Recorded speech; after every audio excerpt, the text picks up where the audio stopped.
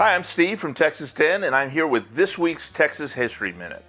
In 1948, this week, WBAP went on the air with a television broadcast. The first television broadcast in the state of Texas and really throughout the entire South. Coming right out of the WBAP building. By the way, WBAP legendarily was known as We Bring a Program.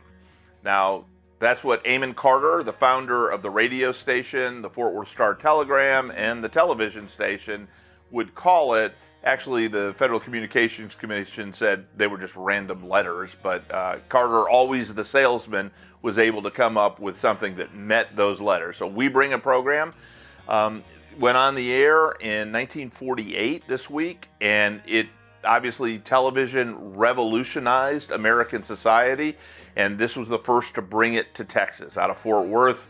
You could see it a long way back then. It was a broadcast channel, wasn't cable, wasn't streaming, wasn't digital. We've come a long way since then, but the leap forward between just listening to the spoken word on the radio and then actually seeing images. The first broadcast of WBAP was a speech given by then President Harry Truman. And the idea that you could watch the president while you heard him, sort of going from Roosevelt's fireside chats. Eventually, we knew all about the presidential debates and whatnot, but just a whole new form of communication came to Texas this week. And so for a birthday this week, a shout out to a man born on September 26, 1888, J. Frank Dobie. J. Frank Dobie was probably Texas's first great writer.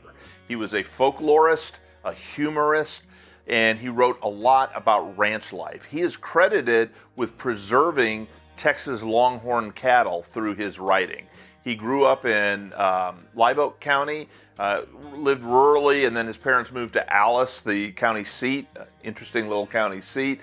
There is now the J. Frank Dobie Theater on the square there.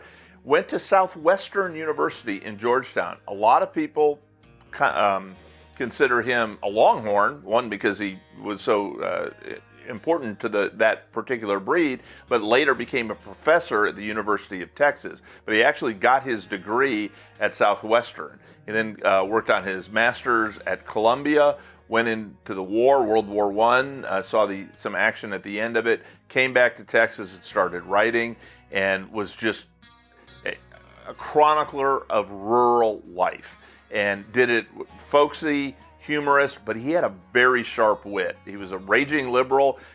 When Texas, it was a Democratic state, but it was the old Democrats, very conservative.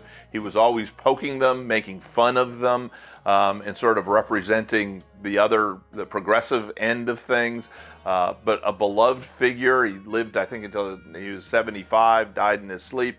But just our first great man of letters, J. Frank Dobie. So happy birthday to J. Frank Dobie. You can read his work. You can still tune in WBAP.